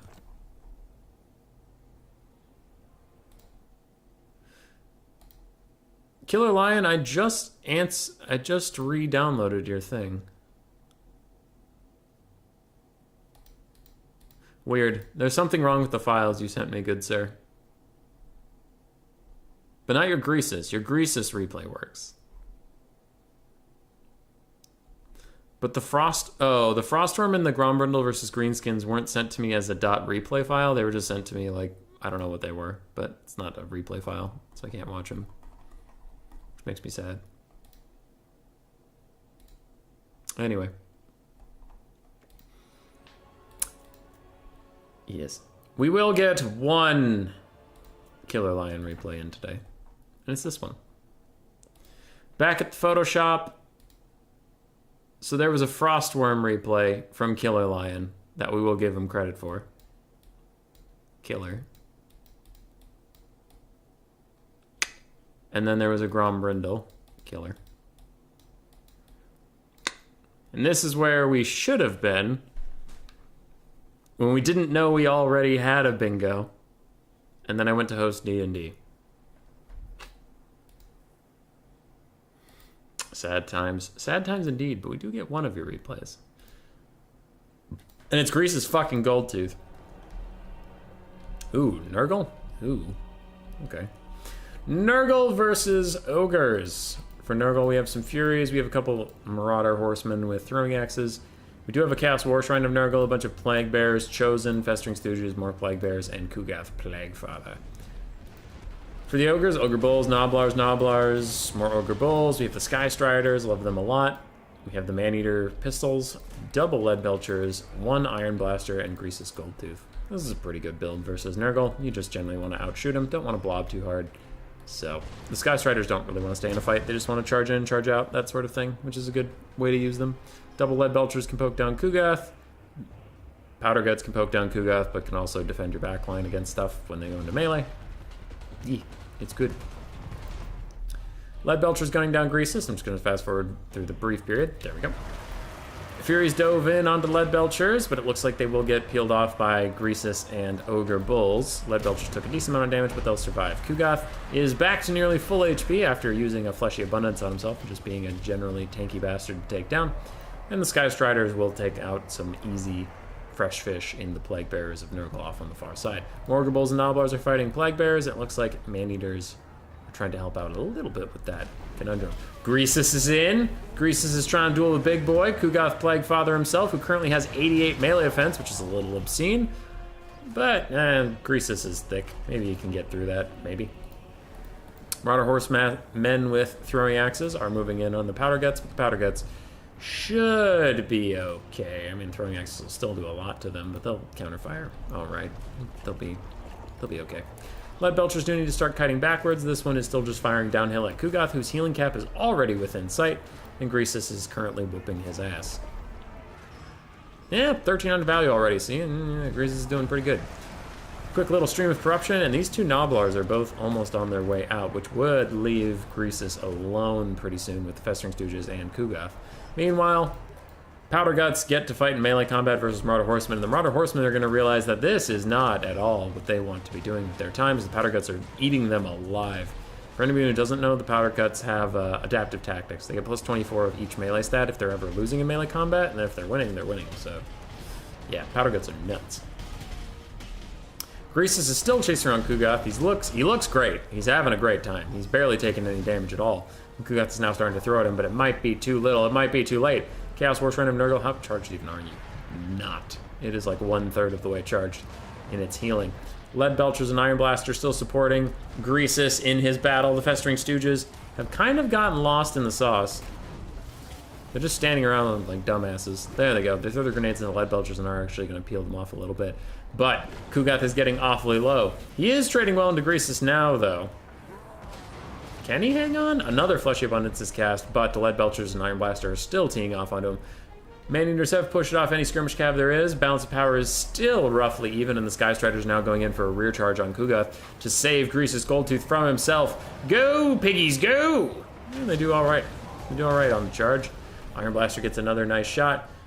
Greasus is close to routing, though. He did get 2,000 damage value, and he is now starting to leave. Kugath turns around, turns his ire on the Sky Striders, who are slowly getting eaten alive by his Mortis Engine, but he does need to get a couple attacks off if he's really going to peel them away. Iron Blaster shoots him yet again in the back, and Kugath is still at 35 leadership with a non-visible health bar. So he's fun. That's a fun guy. Lead Belchers are getting killed by Skirmish Cav and Chosen of Nurgle, constantly pushing in. Greasus did escape the other side of Kugath.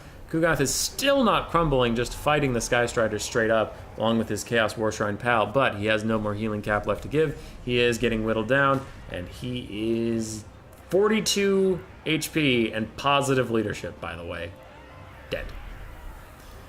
Festering Stooges are still here. I don't know what they're doing. I think they've been trying to throw grenades at the Sky Striders, but just couldn't because they couldn't see past Kugath, but that's still a weird behavior for them to do.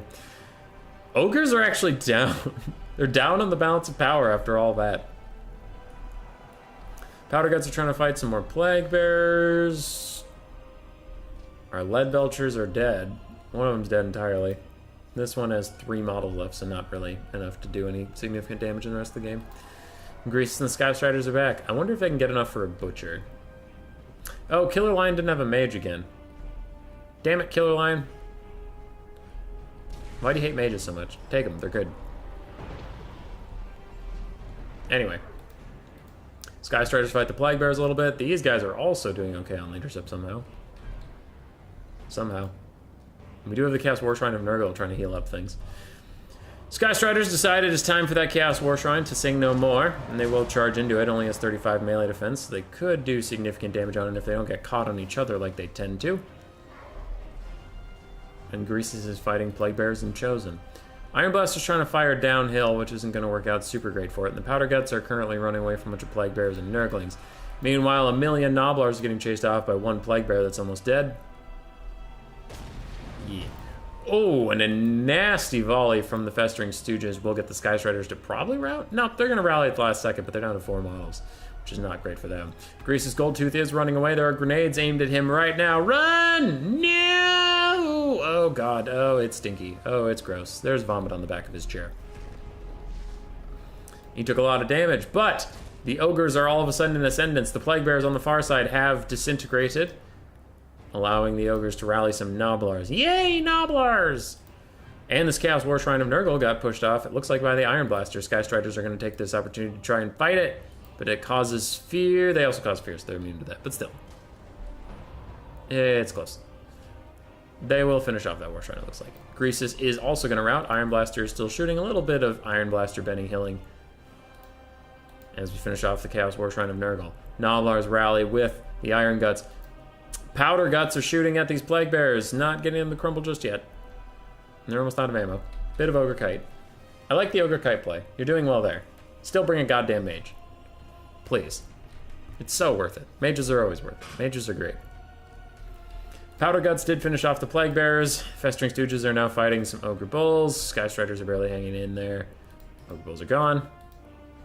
Festering Stooges fight, fight, fight. Powder Guts are back. Greasus shatters. Sky Striders run. Jesus, Greasus, you really shattered? Oh, I guess he routed multiple times.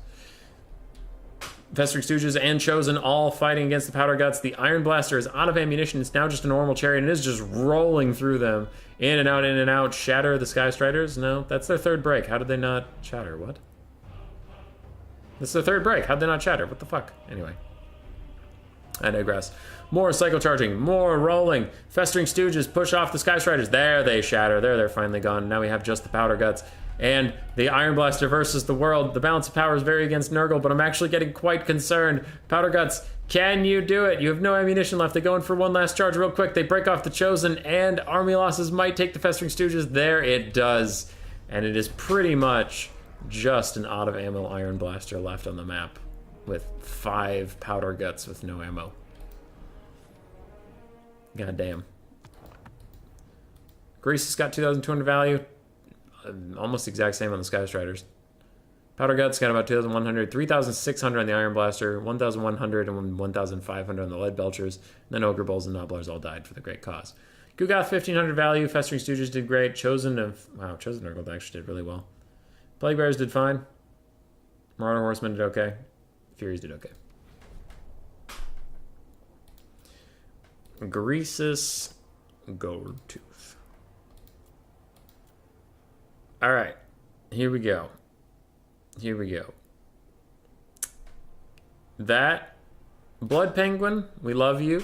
We already cast one of your replays. We're casting another one next, but we already saw Franz, the Steam Tank, and the Black Lion, but I acknowledge that you did it. You did great. You did great.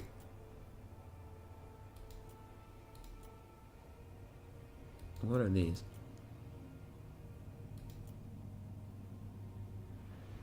Okay. Anyway, we will do Blood Penguin's Ice Guard. And then I might have to call it a night.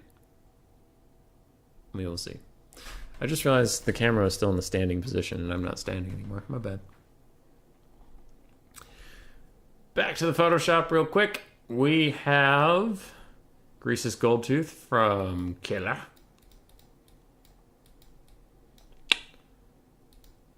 Very well played. And now Blood Penguin with Kislev. Kislev. We have Kosovoite Dervishes, Heavy War Sleds, Winged Lancers, Kosovoite Dervishes, Winged Lancers, Ice Guard with Glaives, Streltsy, Ice Guard with Glaives, and then a front line of Kossars and Kossars with Spears, mixed throughout with an Ice Witch of Ice with Ice Sheet, Iceman's Kiss, and Guardian's Call. You need to fill the lines of Christ still? Oh, I do. That was Guillaume, wasn't it? Guillaume. Got him. Alright. On the other side, the Lizardmen. We have Saurus. We have Bestowed on Ark of Sotek, a Skink Priest of Heavens on a Stegodon, some Skinks with Javelins, Cold One Riders, Cold One Spear Riders, and Krokgar in the woods on his Horned One. Or is that his Cold One? Looks like his Cold One. But he's just in the woods, hiding. Alright. Kislev moves up. This is a rather small Lizardman force. I do get concerned they're going to get Daka to death. Because Kislev does not lack for Daka. At all. Ever. 5, yeah. They have 12 shooting units.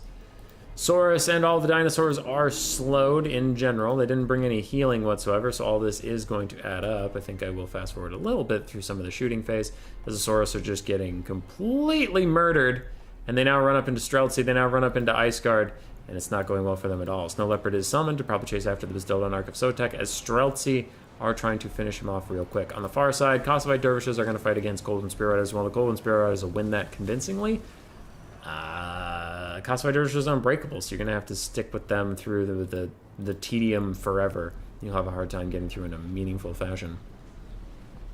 Kislev is trying to kite a little bit. We have Kossars of Spears just left in the front line to die, as another slow spell is getting cast, I imagine. What was that? Curse the Midnight Wind. Oh, Curse the Midnight Wind. Okay. Reduces their armor to 0. Jesus. And a nice dodge there from Blood Penguin on the Ren's Thunderbolt. Getting the Streltsy out of combat. Nice job. Nice job over there. And Streltsy are starting to kite away. Where's the Ice Guard? They're there. Ice Guard are nearby the source. Doesn't look like they want to fight them particularly right now. And these other Kossars are also here. Ice Witch does need to also pull away. And bounce power is still about even. It went slightly lizard favored there for a hot second. Wing Lancers are now fighting Golden Riders next to Kossars with spears, and the heavy war sleds are just pulling away from all of these Saurus and Skink cohorts with javelins, though I think they should go back in there pretty soon. Streltsy are now firing at the Skink Priest of Heavens, and man, these Lizardmen are tanky. I honestly thought with all the shots they were taking that they would have, been in worse shape at this point in the fight. They're doing okay. Another lightning bolt is cast. These Kossars with spears are going to start to dodge, sort of. They're going to take that one. Ouch. Did not enjoy that one bit. Heavy war sleds appear to be stuck on the Saurus, and they do need to get out of here soon. Skink Priest of Heavens is down to half HP. Ark of Sotek Stegodon is down to about a fourth. And Krokar's chilling. He's fine. He's completely fine. He's chasing down Ice Witch right now. Winged Lancers and Kossars. Kossars with spears. All of them still coming in to fight. Still coming in to do good work. What is that? A Wind Blast. Oh. Wind Blast is a little underwhelming, in my opinion. Kislev is starting to pull ahead on the balance of power. I would tend to agree. Now the Lizardmen are looking worse for wear, and while the Ice Witch is currently getting bodied by Krokar, you can see the rest of the army, the health bars of the red team are rather low. Yeah. They're not having a good time. Kislev will continue to kite them out. Ice Witch is running away from Krokar, who got a little distracted fighting. It looks like random Streltsy, but it kind of looked like he was eating his own Saurus there for a second. Nice Thunderbolt cast attempt, but the Ice Guard will dodge. That would have actually been huge value had it been able to hit them. And an Icebane's Kiss will return on the Skin Cohorts with Javelins, actually hitting most of them, doing good work. Bounce power is still about even, honestly, and Krokar is still chasing down the Iceman. There's really not a lot that can stop him from doing what he wants, except for the fact that she's a foot character and he fucks up a lot. But aside from that, Krokar is largely free to do as he pleases. Still have some Archer Kite going on, Ice Guards, Kossars, etc. And what the fuck? That's an Engine of the Gods. Okay, that's an Engine of the Gods. It misses a bit. It misses a bit. It didn't quite hit its mark, unfortunately. But it was a good attempt. I think he's still getting pushed around by Krokar. I guess they're going on a trip. Going on a vacation together. And now Lizardmen are slightly in the ascendance. Now Kislev's Kite Force is still doing its best to free up some Streltsy. If they can rout off that Ark of Sotek, the Streltsy could stop, turn around, and shoot it to death, and the Archers could focus on some other things. Ice Breath is going to take out more Skink Cohorts as Winged Lancers chase them off. Krokar is back on the Ice Witch, and he hasn't hit her in about 7.5 minutes, so that's pretty fun for him. I'm sure he's really enjoying that. Skink Priest is getting poked once again by the Streltsy. Winged Lancers are back to provide assistance if needed. Saurus are walking over to the fight while getting shot in the butt, which is fair. Krokar has scored 1 hit on the Ice Witch since we last checked in on them, and he is running alongside her again just because reasons. Man, if Krokar had actually been able to kill the Ice Witch in this game, maybe Lizardmen would have won by now. Meanwhile, the Saurus getting kited out by all of these different sources of ammunition. Kossars, spears, etc. They're not having a great time. Icebane's Kiss will further dissuade them from going any closer to the ranged assets. But the Ice Witch is at last routed by Krokar, and he even manages to kill her. Damn. Bounce power's still even. This is actually a pretty close game. Skink Priest of Heavens, quite low on HP. Throws out a quick Wind Blast and Kossar Spears. Where are Ice Guard? How are they? Full HP-ish. Half HP-ish. Streltsy still firing at those guys. All but one Saurus are routing now. Can Krokar kill literally everything? No. Whoever it is just surrenders. Damn. I think there was a little bit of love left to give in that game, but alright. Wing Lancers did well. Heavy War Sleds struggled. Ice Guard did okay. They did alright. Streltsy did very nicely. Kossars with spears, and Kossars did fine, as you mentioned. Kossar dervishes dove to their deaths as they had to. Krokar was doing fine. Skink Priest of Heavens did alright. Coldland Spear Riders and Coldlands did okay. Ark of Sotek did not do very well. Saurus Warriors tanked a lot of shots, and the Skink Cohorts Javelins did excellently as always. Blood Penguin, Ice Guard. Great. They did great. Alrighty. That has been about a 2-hour stream for me. about, and this is where I thought it was going to end. This is what I planned around. We had Blood Penguin, but it was actually the second bingo of the night, which I didn't notice when we were originally running the event. So the official award goes to Coops, Central Scrutinizer, the Gentle Rat, and Cool Umbrella. But an honorary mention to the Gentle Rat, Scroot, Killer Lion, and Blood Penguin for a second bingo. We will be doing other events like this in the future. Though, how I usually tend to do it is a lot of people want me to watch replays, and I don't usually care about replays too much. Like, I just don't find them that interesting. So I need to make a game out of it. I do the bingo thing, where before I look at any of the replays, I put up a bunch of stuff that's unlikely, and I will keep watching replays until those things happen, or if I run out of replays and get all caught up, which is super, then I'll just play some quick battles and make those things happen myself. That'll be coming in the future to get all caught up on replays, so anything that's posted in Replays for Human will probably get cast. Probably. Yeah, that's what I have. I'm going to end the stream there. Thank you to everybody who's hanging around. We have a tournament tomorrow night for newer players with simplified land battles. It's at 7 p.m. my time, which would be 2 hours ago, but tomorrow. So sign up for that if you're here watching this content. It'll be good.